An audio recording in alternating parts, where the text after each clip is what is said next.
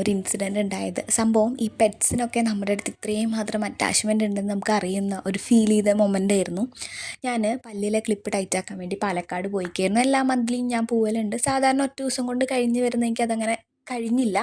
അപ്പോൾ പിറ്റേന്ന് മോർണിംഗ് ആണ് ഞാൻ വരുന്നത്. പിറ്റേന്ന് ഏർലി മോർണിംഗ് തന്നെ വന്നു. കാരണം ആളൊന്നും കഴിച്ചിട്ടില്ല തലേ ദിവസം. കിച്ചു പറഞ്ഞു ആളൊരു കേർട്ടൻ്റെ മുകളിൽ പോയി ഇരിക്കുകയാണ് എൻ്റെ റൂമിൽ. ആളവിടെ നിന്ന് ഇറങ്ങുന്നില്ല. കിച്ചു എങ്ങനെയൊക്കെയോ പിടിച്ച് കൂട്ടിലോട്ടാക്കി. പക്ഷേ ആളവിടെ നിന്ന് ഒന്നും കഴിക്കുന്നൊന്നുമില്ല. ഭയങ്കര അവിടെ പാലൊക്കെ ഒഴിച്ചു കൊടുത്തിട്ടുണ്ട്, ഫ്രൂട്ട്സ് കൊടുത്തിട്ടുണ്ട്, ഒന്നും കഴിക്കുന്നില്ല. അപ്പം അങ്ങനെ ഞാൻ ഏർലി മോർണിംഗ് എൻ്റെ ഡാഡി എന്നെ വേഗം കയറ്റി വിട്ടു.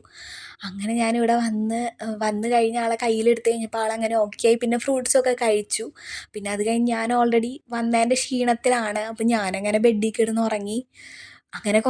അങ്ങനെ ഞാൻ ഉറങ്ങിപ്പോയി. പിന്നെ കിച്ചു ഡ്യൂട്ടി കഴിഞ്ഞ് വന്നപ്പോൾ ഡാഡി വീഡിയോ കോൾ ചെയ്തപ്പോൾ ഡാഡി അന്വേഷിക്കുമ്പോൾ ഒരാളെൻ്റെ പുതപ്പിനകത്ത് ഇങ്ങനെ കയറി കിടന്ന് ഉറങ്ങുന്നുണ്ടായിരുന്നു. അപ്പോഴാണ് എനിക്ക് മനസ്സിലായത് സംഭവം ഞാനില്ലെങ്കിൽ അവനിനി ഒന്നും കഴിക്കില്ലേ എന്നുള്ളൊരു ടെൻഷൻ സംഭവമായിപ്പോയി.